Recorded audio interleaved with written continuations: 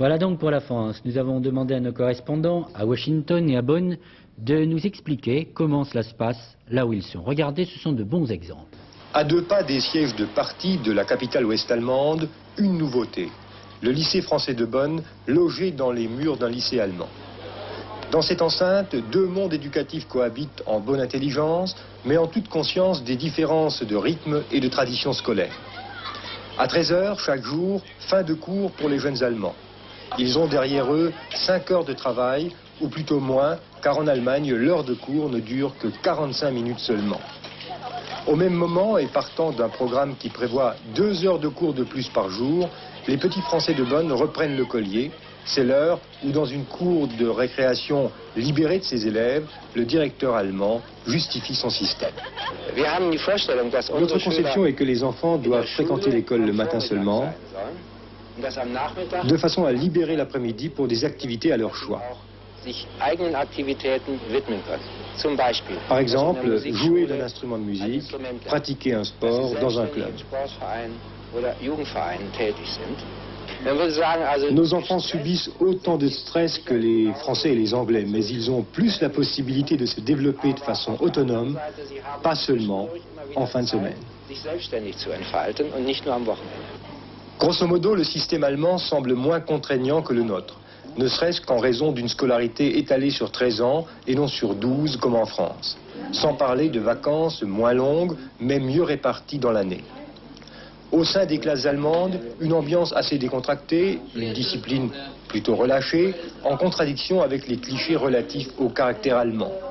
Il y a contraste avec l'atmosphère plus studieuse de la salle de classe française voisine.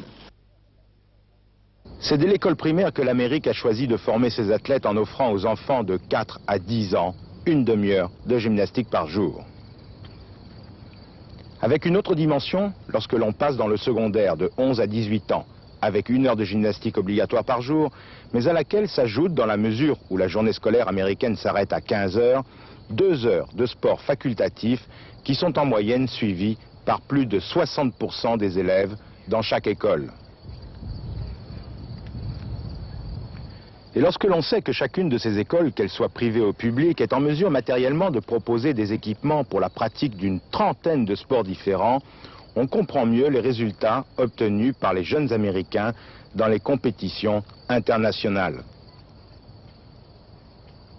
Sans oublier qu'il existe ici aux États-Unis une sérieuse compétition intérieure qui fait que telle école devra sa notoriété aux résultats de son équipe dans les matchs de baseball ou de hockey.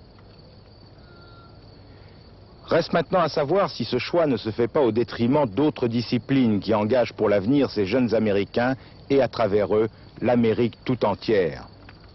Par exemple, l'emploi du temps moyen d'un lycéen américain compte 180 jours par an avec 6 heures de cours par jour. En Europe, la moyenne est de 220 jours avec 8 heures par jour. Le temps consacré à l'étude des sciences dans les programmes scolaires est 3 fois supérieur en Europe à ce qui se pratique ici aux États-Unis. Et on en arrive aujourd'hui à ce chiffre que j'ai relevé dans un rapport de l'Éducation nationale, un rapport gouvernemental. 13% des jeunes Américains de 17 ans, je dis bien 13%, sont aujourd'hui illettrés.